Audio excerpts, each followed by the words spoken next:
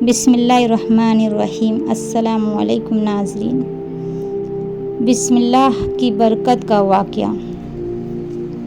کہا جاتا ہے کہ کسی علاقے میں قحط سالی پیدا ہو گیا۔ اس قحط سالی کے لپیٹ میں نہ صرف انسان بلکہ چرندے پرندے سب اس کا شکار ہو گئے۔ مویشی مالکین بے حد پریشان تھے۔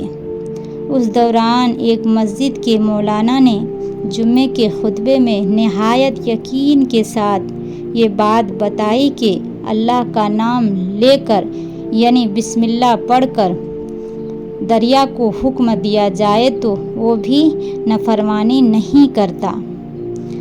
خطبہ سننے والے میں ایک چرواہا بھی موجود تھا۔ مولانا کی یہ بات اس کے دل میں اتر گئی اور اس بات پر اس کا یقین کامل ہو گیا۔ اس نے واپس آ کر اپنی بکریاں کھولا اور سیدھا دریا پر چلا گیا۔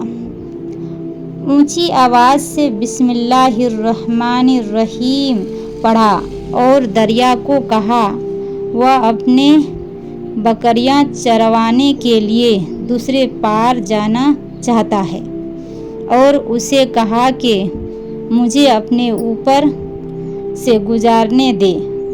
یہ کہہ کر اس نے اپنے بکریاں کو لیا اور دریا پار چلتا ہوا دریا پار کر گیا۔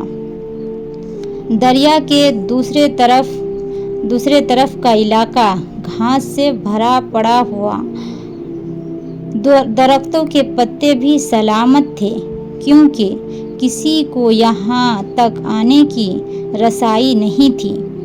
اس نے خوب اچھی طرح اپنی بکریوں کو سیر کرایا اور واپس لوٹ آیا۔ پھر یہ اس کا معمول بن گیا کہ وہ بکریاں پار چھوڑ کر واپس آ جاتے اور شام کو جا کر بکریاں واپس لے آتا۔ اس کی بکریوں کا وزن دوگنا چوگنا ہو گیا۔ لوگ چونک گئے اور اس سے پوچھا کہ وہ اپنے بکریوں کو کیا کھلاتا ہے۔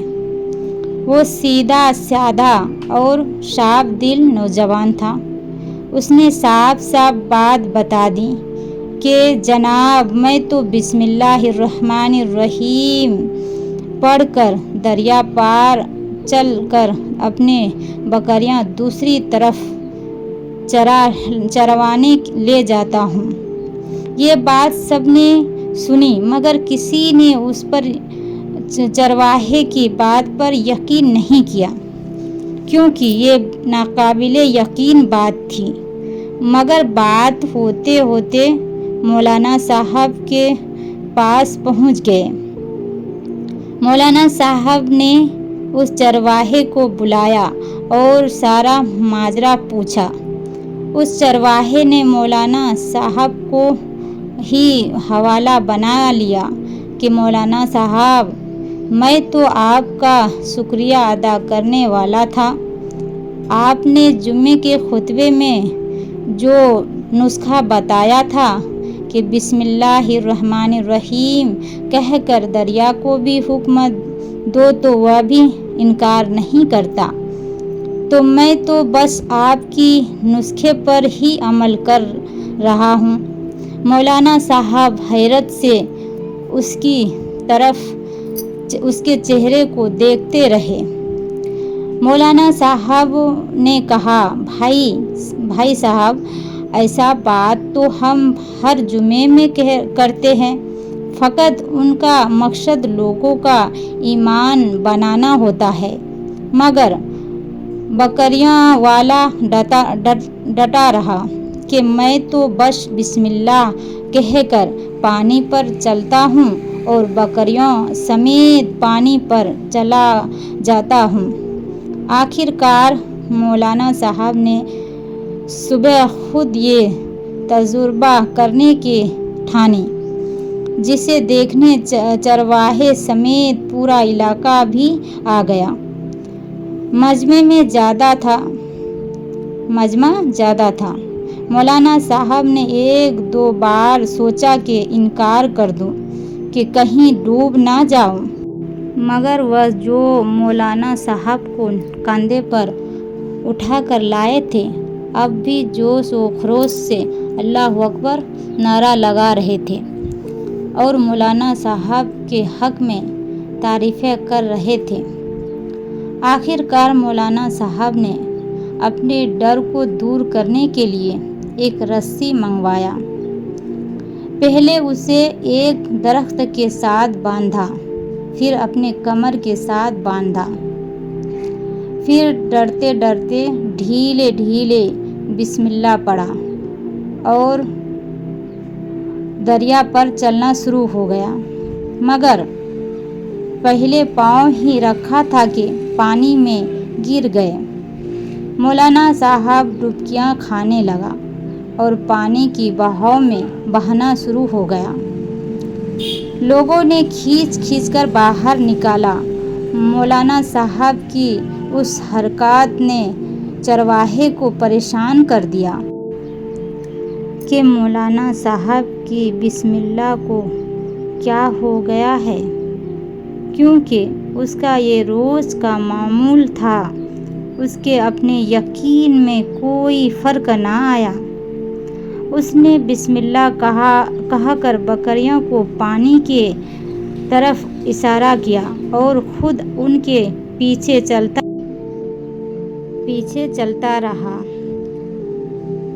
چلتا ہوا چرواہا واپس بھی آ گیا۔ لوگ اسے ولی اللہ سمجھ رہے تھے اور اس کے حق میں نعرے لگا رہے تھے، مگر وہ سب سے بے نیاز سیدھا سادہ انسان تھا۔ وہ مولانا صاحب کے پاس پہنچا اور کہا، مولانا صاحب، میں آپ کی بسم اللہ کی تعریف سے کافی پریشان تھا، مگر پانی پار چلتے ہوئے مجھے آپ کی بسم اللہ کی بیماری کا پتہ چل گیا۔ اس چرواہے نے درخت سے بندھی رسی کی طرف اشارہ کیا اور کہا، مولانا صاحب، یہ ہے آپ کی بسم اللہ کی بیماری۔ آپ کی بسم اللہ کی برکت کو یہ رسی کھا گیا۔ آپ کو اللہ اور بسم اللہ سے زیادہ اس رسی پر بھروسہ تھا، لہٰذا اللہ نے بھی آپ کو رسی کے حوالے کر دیا۔ پھر کہنے لگا، مولانا صاحب، آپ بھی کمال کرتے ہو۔ میں نے آپ کے منہ سے سنا اور یقین کر لیا، اور میرے اللہ نے میرے یقین کو لاز رکھ لی، مگر آپ نے اللہ کا کلام سنا مگر یقین نہیں کیا، لہٰذا آپ کو اللہ نے رسوا کر دیا۔ محترم عزیز دوستو، یہی کچھ ہمارے حال ہے۔ ہماری نمازوں اور دعاؤں کا حال بھی یقین سے خالی ہے۔ اگر ویڈیو پسند آئے تو سبسکرائب، کمنٹ، شیئر ضرور کریں۔